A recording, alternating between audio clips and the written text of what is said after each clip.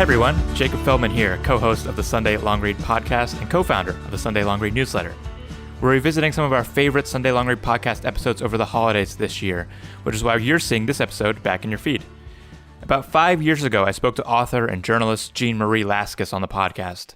She had recently published a book about the letter sent to former President Barack Obama called To Obama with Love, Joy, Anger, and Hope, which we discussed in this conversation. And we just talked about a month after Joe Biden announced he would run for president the previous time, so we also revisited her 2013 GQ profile of soon-to-be President Biden. It makes for a pretty interesting episode. We hope you like it. Enjoy. How are you doing today? I'm just great. Good to be with you. Yes, of course. And you're coming off, it's been a few months now since To Obama has come out, and you've been, by my count, across five states these last couple of months doing Bring a Book Tour. I want to start there. I'm curious, what has it been like being on tour? What are your takeaways been as you're traveling around with this book about Barack Obama in 2019? It's been really interesting. I mean, I think the worry I had was that people would be sad to be nostalgic or something. And, it's really not a book that's sort of like about any kind of nostalgia, but of course the contrast is so sharp. But it's been really interesting. A lot of the letter writers, people whose letters are in the book, come out and I have them stand up and read their letters, and you just get such an interesting smattering of what it was like to work in that White House, the kinds of things that people wrote to that president. It's just, the contrast is so stark. Moving back a little bit, this obviously started as a New York Times Magazine feature, and widely beloved. We shared it in the newsletter at the time. I'm curious, did you have the idea to turn it into a book before that went to press, or how did that happen? No, definitely not. It was one of those, the magazine article, it was sort of like, really one of those stories that's kind of a one-off in your mind. I found out that Obama had been reading 10 letters a day, and I just was so curious about that. And it was kind of an interesting time to look back at what that sort of experiment was about, and for him and for the people who wrote to him, and just that conversation. What was that conversation going on? And, at the time I was reporting it, of course, the polls all showed that the election was going to Clinton. So, I don't know, the story took on a totally different turn the day of the election and the day after, when I was there in the mailroom. And suddenly it was just like, a totally different story. Just like in one moment, it turned into a different story. And the Times ended up running it on Inauguration Day to really, crank the volume there of contrast. Yeah. Absolutely. And so the reaction was like crazy. I mean, I think that it came at a moment when everyone needed a place to, I don't know, speak their minds. And so the reaction was so loud. And part of the frustration I had was, I was like, oh, but you people don't know the half of it. Because, it's a story and I had so much more, and so many letters and so many great characters. So it was really for me, easy to go, all right, let's just expand this and tell the whole thing. Yeah. And so what is the first step when you say, okay, this is going to be a book? What do you sit down and do first? In this case, it was a book that needed to happen fast. At least I felt it did. Because it just seemed, I don't know, urgent to before it just felt I needed to do it fast. And so I put together a team of people that I sometimes work with. And we just, we had a room full of mail to go through, and to sift through, and which letters should we use in the book, and can we reach these people to get their permission? And, just the sheer volume of material was crazy. And then I wanted to go on this kind of like, tour of America, meeting these people who wrote. Why did you write? What were you thinking? And what did you get out of it? So it was a real collaborative project, which that made it more fun. Now that it's done, do you see it as the book a one-off, or is this sort of a project that you imagine taking new shapes? Well, actually, it's funny the way these things go. When we were traipsing around the country, I had an audio producer, Erin Anderson, who did a lot of the interviews with me or by herself, and also a researcher, Rachel Wilkinson. And the idea back then was, these characters, these voices are so great. Let's get good audio. That was the idea. The idea that maybe we'd make some kind of podcast after the book was finished, and that's what we're doing. We're making that. Oh, great. Yeah, with Anonymous Content is doing it, and it's a cool project. And then Anonymous also has a TV show that they're trying to get together. The idea, it's sort of like The West Wing, but in the mailroom. It's like downstairs, because those characters are cool. So yeah, who knows? This just keeps going sometimes. So it's fun. It's just fun material. Sometimes for me, some stories you send off and you're glad never to see them again. Another one's like, oh, I wish I could live in that world a little longer. Which one is it with this? I think this one is kind of infinite, just because of the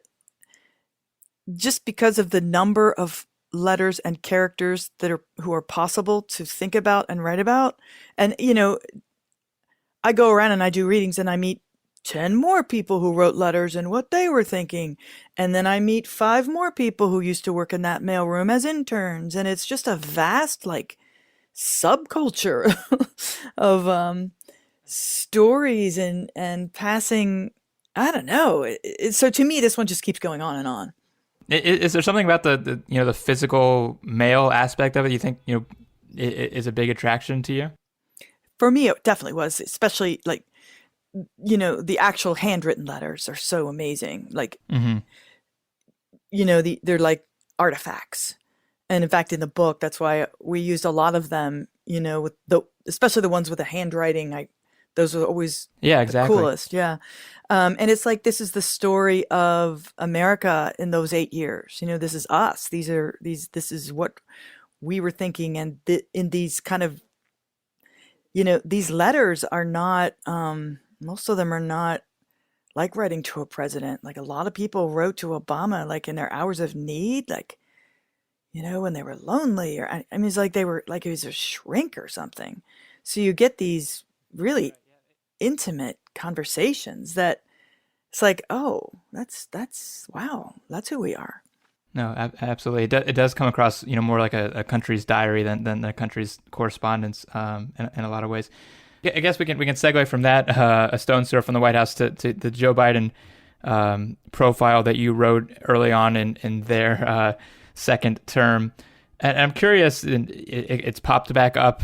We shared in the newsletter, Jack Schaefer did, when Biden announced his intention to run this time around, and I know others shared it as well. When you get that assignment or write that story, are you thinking about nearly a decade-long shelf life, and in this online age, people going back and reading it and parsing it, and it becoming part of this presidential aspirant's reputation?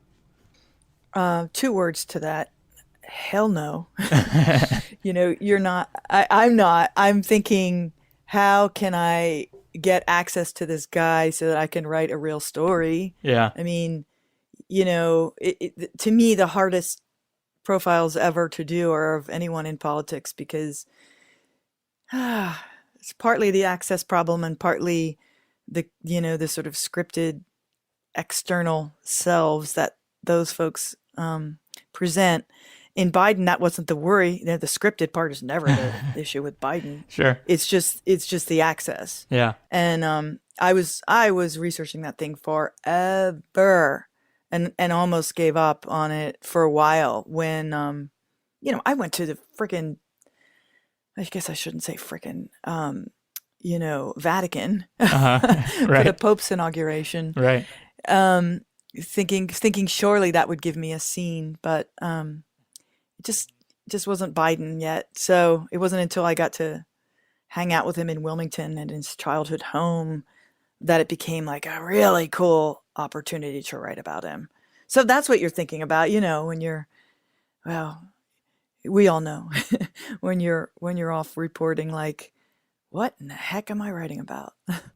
Yeah, and it's a really the research thing I'm fascinated by, because obviously this is a politician even then had a decades long history, and longer now, and but for the most part the story stays in that one day, and I think that's probably the reason why it feels still fresh or contemporary even now. And I'm curious if that was the plan going in, but by my count you kind of spent 400 words on his 40-year history out of 6,000 words. So was that how it was always from the first draft, or how did you kind of decide, what, people maybe know this or they can find out about this, I'm going to focus on this single day in Wilmington, largely with the trip to the Vatican there too? But yeah, well, to me, it didn't matter who he was, really. It's just sort of like with any profile. It's just, for me, it's always about how can you evoke a character, and what are the moments when that character reveals him or herself.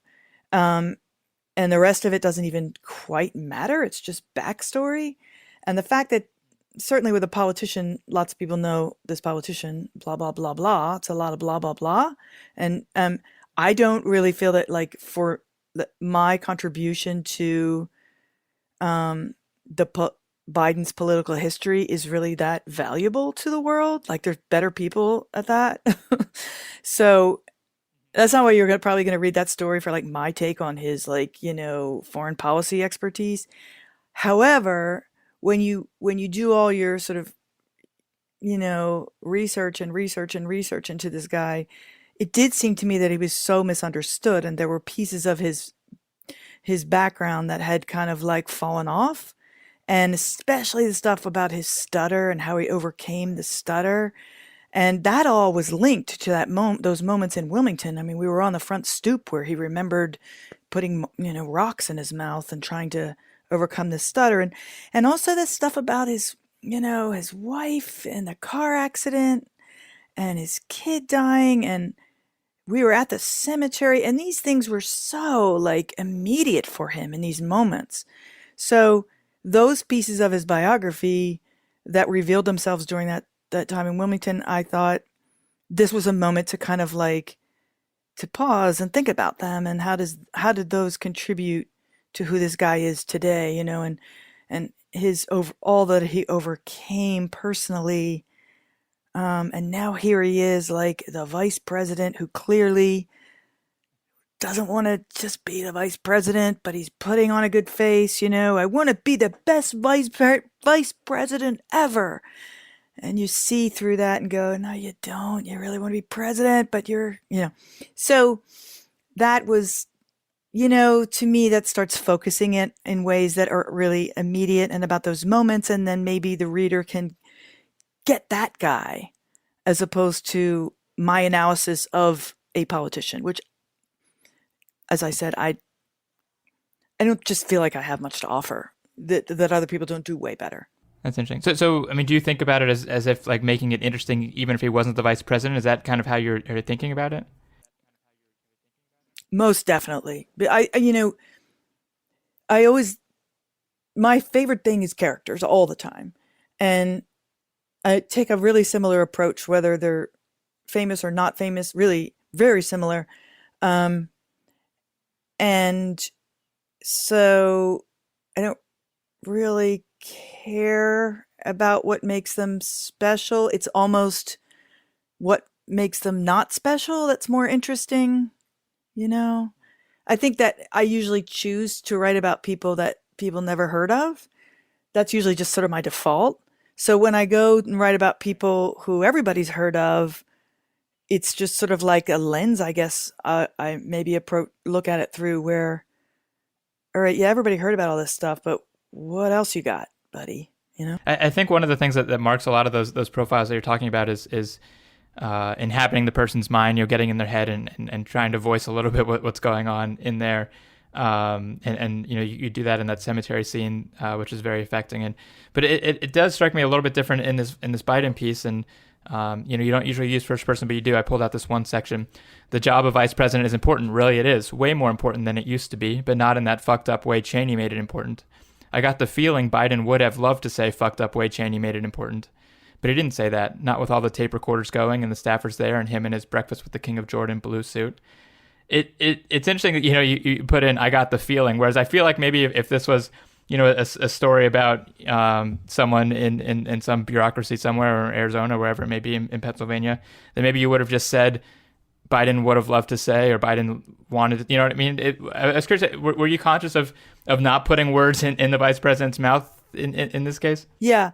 I actually remember that scene so well, because this was a scene set in the Naval Observatory, his home. And it was a formal setting where, everybody's there with the tape recorders and everybody's dressed up. And it was this really boring interview because that's what they are. And it was before I got with him to Wilmington, and it was me sensing, it needed to be me having an opinion in that moment, me sensing there was a lot more to this guy, and I'm almost signaling to the reader, and I'm going to get there. Like, I have a feeling this guy putting on this front right here really would like to say that, that fucked up way that Cheney thought of it. I don't know that he did. I don't know that he would. But hey, reader, I think this is where I'm headed, and this is why I'm going to stick around. I'm going to find out if that's really that guy, So I guess that was a decision to put it that way, as opposed to, I don't know, another way. No, that's really interesting. And the last quarter of the piece is really kind of, fighting that battle and eventually, getting somewhere. Do you mentioned this a little bit, but are you interested in writing about politicians, covering politics going forward?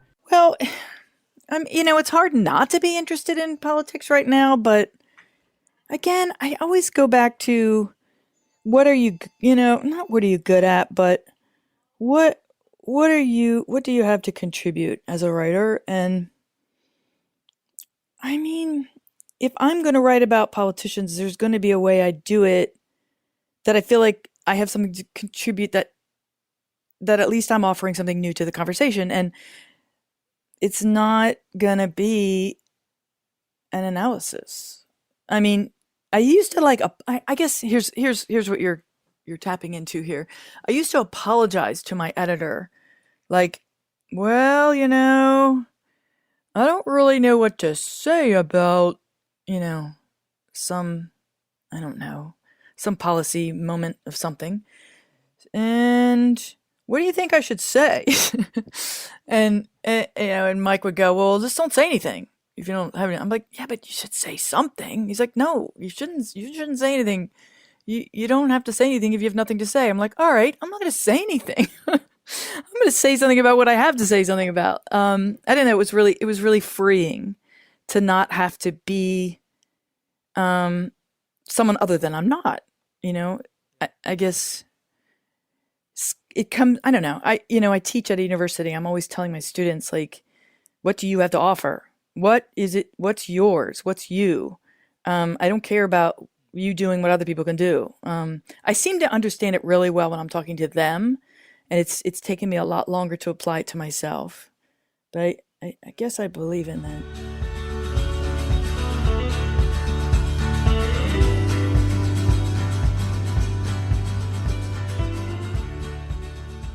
Hey, it's Steve Krakauer, executive producer of The Megyn Kelly Show and contributor to The Hill and News Nation, and a contributing editor to the Sunday Long Read as well. I was honored to get asked to join those illustrious ranks a few years back by Don Van Natta, just a great journalist, and to really, I've been a longtime fan of the Sunday Long Read, and just an essential email that comes every Sunday morning. And it's such a valuable service.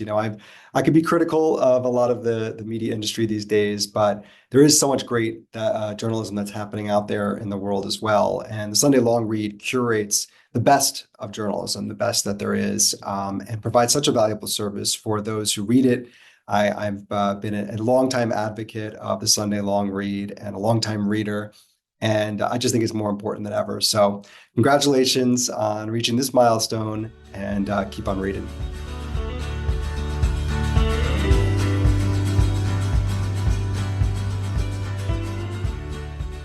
Talking about the stories that interest you and where you feel like you have a voice to say, and that there was a transition to Bennett Omalu and this concussion story. And I think that's an example of where you went to write about somebody that nobody had heard of. And by the time you were done, a large part of this country had heard of him and was aware of what he was trying to say. So how did that story first come to you? Oh gosh, it's similar to the other one, or similar to what we're saying. So, here now, this is Andy Ward, who was my editor at GQ at the time. I was writing lots of stories for GQ, and I was not a sports writer, and I knew nothing about sports. And it was for this reason that Andy kept throwing me sports ideas, because his idea was, well, you'll do a profile of a football player in a way that people who know about sports would do a different one. Like go do a profile of a big linebacker.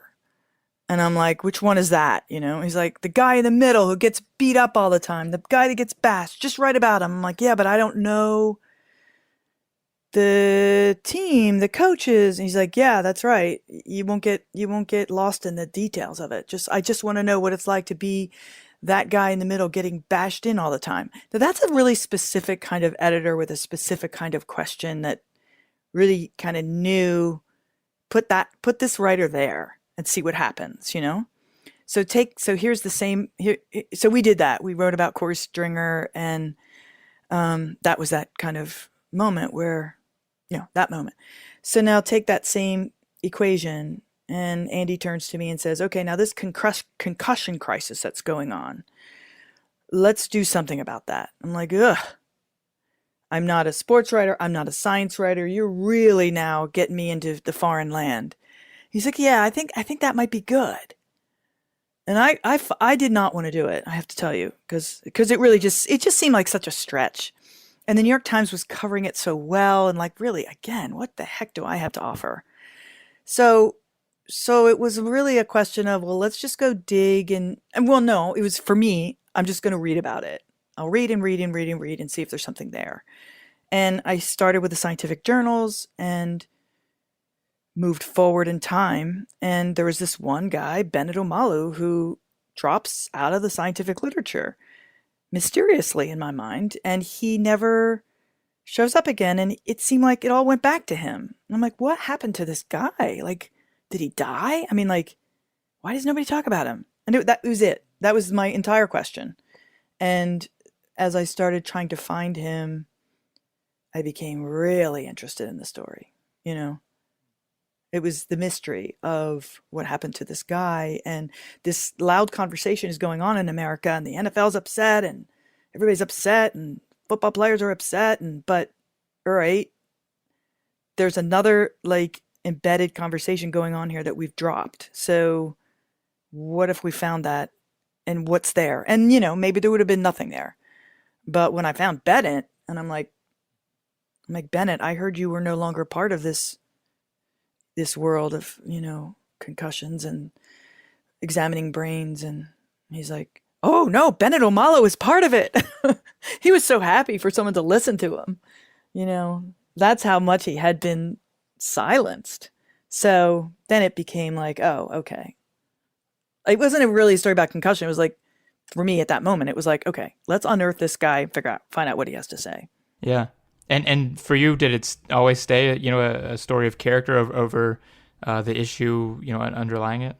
It started that way, but then character just became the perfect vehicle for, the rest of it. Where you have this fighter who's, keeps getting tossed around at every turn, but the implications of what he's fighting for, then you can reveal and reveal and reveal and reveal, and the stakes get higher and higher and higher as you meet, victims of this disease and their families, and the stakes get higher and higher and higher. And here's the guy still fighting. So it became a great vehicle. And Bennett was like, it was insane. We went to Nigeria and met his family, and the chief, his dad's funeral, and everybody's, killing goats and putting them on big spicks, and we're eating. I mean, God knows where it takes you. One character.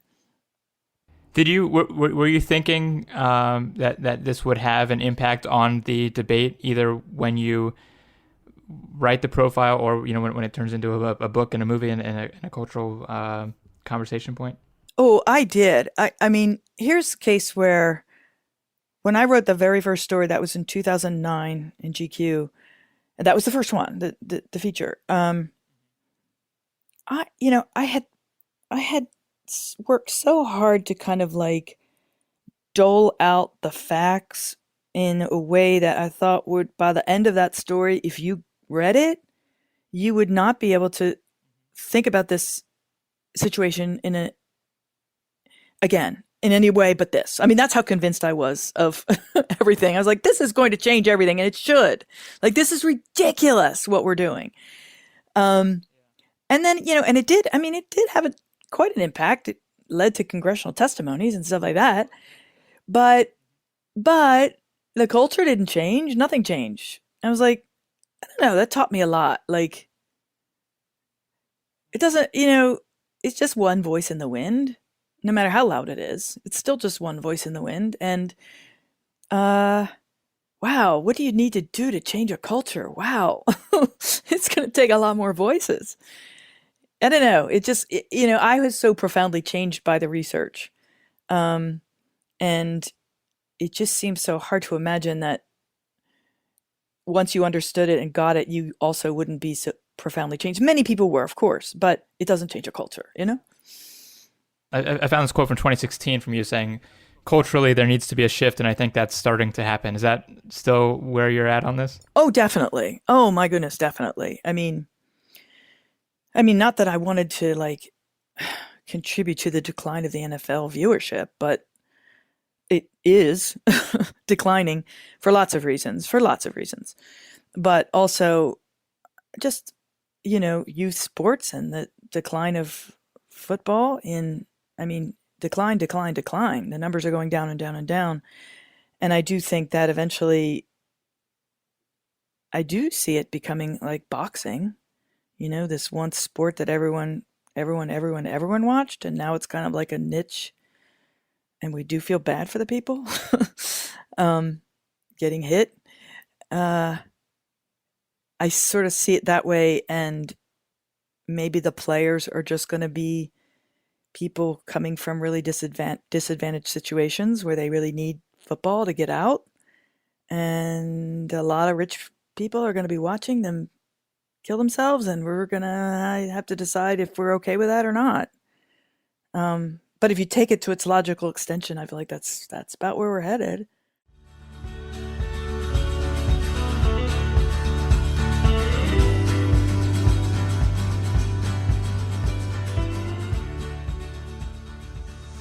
Hi everyone, I'm Jana Pruden. I'm a long-form feature writer, investigative reporter at the Globe and Mail in Canada, and I'm a big fan of the Sunday Long Read and a supporter of the newsletter, which is celebrating its 10th anniversary this month. I'm a writer, but I'm also a reader. I love to read good stories, good long-form stories, good investigative journalism, both as a person and as a writer. It really helps me in my work to read great works by other people, and I really appreciate the curation of the Sunday Long Read, and I always find stories that I hadn't heard about before and that I really enjoy reading and learn from. So really encourage you to subscribe, and you can become a subscriber at sundaylongread.com. Thanks for listening. Bye.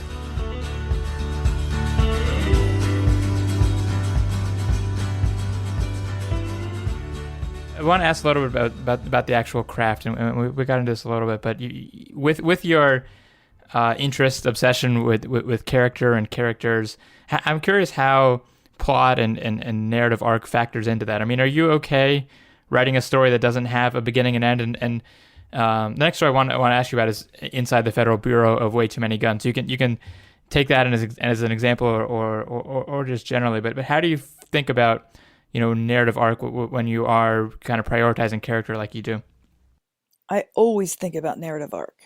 So that's kind of at the baseline of it all. So I'm okay with a a barely recognizable narrative arc, but I've got to have something there. Like I got to hang it on something. It's like a bass line, maybe, in music, like you need the bass or else you're lost, but you don't even realize you need the bass, kind of like that. So I one story I can remember where I was free of a narrative arc, which is something I almost gave up on. It was this crazy story about oh God, it was so crazy, about this hitman who was a fake hitman. He worked for the ATF. And it was just the most ridiculous story of people hiring this guy to kill someone they loved. And then in the end, the guy would say, sorry, you're arrested and you're going to jail. And I'm not killing the person you loved. But it was just this darkly comic thing because you never knew so many people wanted to kill somebody. And there was no narrative arc because it just was one after the next, after the next, after the next of some ridiculous story. And so we almost gave up on it. I almost gave up on it because I couldn't figure out how to do it. And then one day my editor, this was Mike Benoit, called me and he's like, I keep talking to my wife about this story and she just keeps laughing and laughing and laughing. Every time I tell her a new one, she keeps laughing. And it occurs to me, maybe we just go for the jokes. And we have our guy, we have our character, and he's in these ridiculous situations, and maybe we just do it. And we didn't have to worry. And it was so freeing. But honestly, that was an exception. That was really an exception. Well, I was going to try and think about how that might relate to the one about the Bureau of Way Too Many Guns. Yeah. I'm curious. How did you find a narrative arc there? Once you find this interesting place. Well, that was a little bit easy because Charlie, was a character the second I met him. I loved Charlie. And I was like, well, I mean, again, you enter these things, it's this crazy story of guns and like this crazy like thing you never realized, and you realize most people probably don't realize that we have this warehouse in West Virginia where that's how we trace guns. But it's a hard story to tell. It's like, ugh. And so I didn't know how I was going to do it, of course. And you go in, and then I met Charlie, and I was like, okay, well, at least I can hang this thing on Charlie. But then again, what's the narrative arc? And what we really wanted was we wanted like a crime. And I was going to hang out there as long as I could until there was a crime, some exciting murder or something. And the place was going to get excited, and we were going to trace the gun from beginning to end and solve the crime. Like, that's what we wanted. But it turned out to be such an unrealistic version of what they really do. And that's what you kind of are, in your reporting, you start opening that all up. And, it's like, how do I render this thing? Well, that's not the way to render it, to make up one particularly, I don't know, convenient evening, which maybe I would get if I stuck around long enough. But wasn't the story of the place. It was, in that case, it was almost like going from station to station to station, demonstrating how this thing works, how this crazy system worked, with this one guy, Charlie, trying to make it work despite the mess. And he was kind of heroic in that way. And there's some humor in the story too. I'm curious if that how that came about. Oh, because I just thought Charlie was hilarious, and because I mean, it's a ridiculous situation that we can't have computers to trace our guns, and Charlie has to do all this thing without a computer, and he doesn't get discouraged. He doesn't get angry. He doesn't get mad. He doesn't get defeated. He just it's like a Superman story. He's like, I got to do this. I got to figure this out. I got to become the computer. And he had whiteboards all over his office and couldn't speak without just diagramming, systems and systems and systems and all the stuff he had created. And it was just like a mad scientist kind of story, And in that way, it's like charming and it's funny and it's delightful, It could be that could be a really depressing and boring story, frankly. Right. After I think that's will be the assumption when you hear, oh, there's this, this warehouse full of records, and we don't have a good way to track these things, and people are slipping through, and it's a Herculean task, and but that's not what the story ends up being. So I'm curious, maybe what the value you see in having that, having it end up being different than maybe what people expect. Well, again, you're trying to convey information as you would in any story, but you're also trying to, for me, again, is evoke the emotion of this place or the emotion of this guy, and the real like breathing life of a warehouse in West Virginia where this is what they do. So how do you evoke, that mood and that atmosphere? To me, it's always about, it's like you go in there as a reporter, as a journalist, whatever, and you live these experiences and you take it all in like a sponge, you just absorb, and you come home to write it and you're trying to recreate that. You're trying to say, okay, reader, if you were me, this is what you'd feel. I think. Like, I'm just like you. I don't understand this either. I went into this not knowing a damn thing. And I hung out long enough till I understood it. And here's what I understood. And so, I want to do that with you in this story. I guess that's what I'm usually trying to do. I'm not trying to convince you of anything necessarily, or maybe advance an argument necessarily. It's just like, all right, let's live this together. You'd probably be laughing here too. You'd probably be outraged here too. And, you'd probably, if you could see what I see, you'd probably really admire this guy too. And here he is. Is that the kind of stuff you like to read too? Yeah, I like to be transported with a really trustworthy narrator who doesn't yell at me and bang me over the head with things, who just transports, I guess. Has there been a place you'd love to go that you haven't gotten access to, or that you want someone else to go and explain to you? Do you keep a list of all the places you want to go, or how do you figure out where it is next that you want to transport yourself and transport your readers? I don't keep a list. I always, like, now I'm working on this really, really long-term thing, and I get a little bit impatient because there's like 15 more I want to do, There's never a lack, let's put it that way, of things that you're like, oh, God, it would be really interesting to hang out there. Right, like recently it was like the thing I thought would be so boring. I met these hedge fund guys, reluctantly met these hedge fund guys because it was a friend of a family thing. And I got done listening to them. I was like, oh my gosh, I just want to like hang out with these hedge fund guys for 6 months and understand how they're like selling short. They were like cowboys, like trying to, they only took on, not cases, I guess, whatever you call them, companies that were doing bad things for people. And they would figure out how to, like, I don't know, get them to go broke.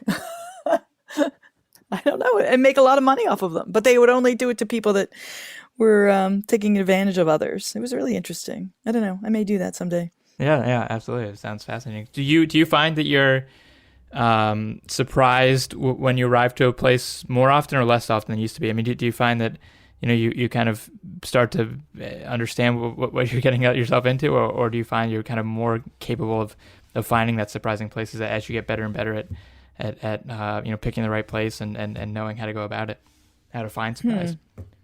Gosh, I think it could just be I'm always surprised, maybe. I mean, Yeah. So you're Or still maybe the always things- surprised. Maybe the things I choose to go into are things I don't understand. Like that might be the lore of some of them, so that you're automatically surprised, you know? Like I don't choose to go places where I understand a lot. Or even like places where my family goes or my colleagues go, like things I understand. I can't see anything. You know what I mean? Yeah, I need to be like an outsider to be able to see anything. And when you're in your own world, it's hard to see. Do you like, traveling and going somewhere new every time for vacation? Is that just, how you are? For vacation? You mean like in real life? Yeah. Yeah, in real life. Yeah. I like to go, like there's always this joke my husband has, like, I just like to explore. I like to go straight and keep going. And he'll be like, where are we going? I'm like, just around this corner, just around this corner. It's always just around this corner. And I think that's in general.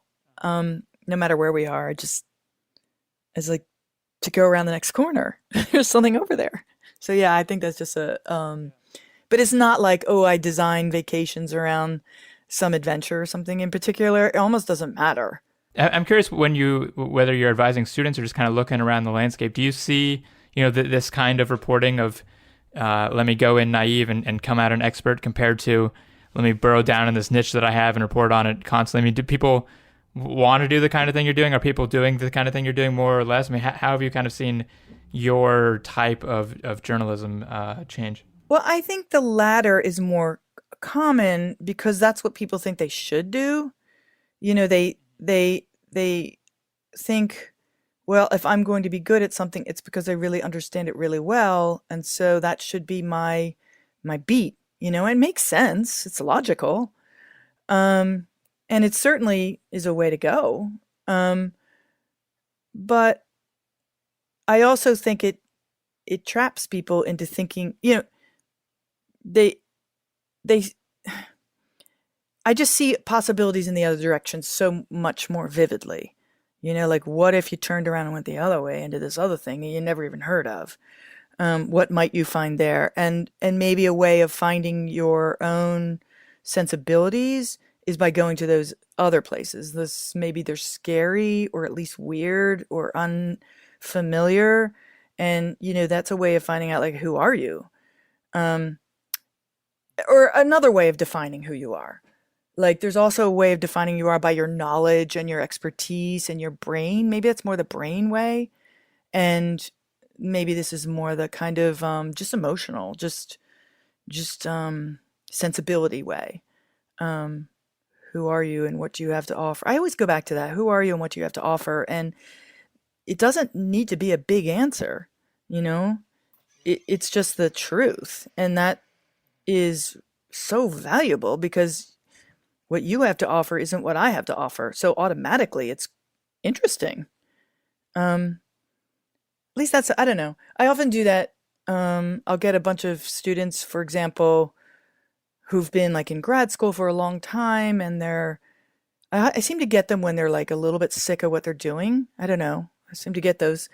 And a lot of times they're writing memoir, and I get that too. It's because that's the only thing they that they really know. They have ownership over that, right? It's their yeah. And oftentimes you're trying to figure something out, so you're writing about your that's completely understandable. But for whatever reason, these folks are, it's becoming stale to them in these moments. And so I'll do something like, we're just going to take this whole semester and we're going to pick a zip code, and I don't even know what the zip code is. Just pick some numbers and that's where we're going. And we're just going to stay there for whatever these 4 months are. And just everybody here is going to find a different story, and we're all going to come back and talk about them and write about them. And what are they? And those are some of the best, most surprising stories. Some woman who just walks in to get her hair cut in a barber shop, and pretty soon it's a Baptist minister barber, and this is his church, and she's in the congregation for the next of the semester. It's just people get jolted out of their, and they're just excited, and their writing starts really popping because they're writing about what they're surprised about, and it's fun. Can you tell, when your students are, when you're reading their writing, whether they're excited or surprised? Does that come through? Oh, always. To me, to me, it's very obvious. And sometimes it's not great writing at first.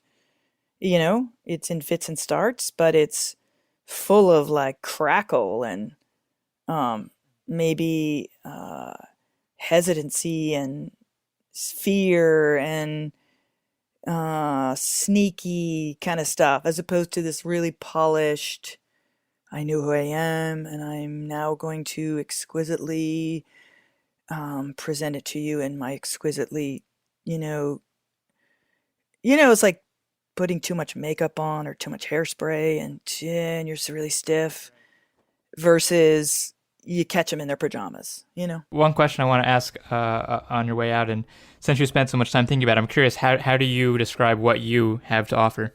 Gosh, I should have seen that was coming. I think probably character studies. I mean, it doesn't really matter what the subject is so much as who is this person and why is he here? How did he, who is this person and how did he get here and what is here?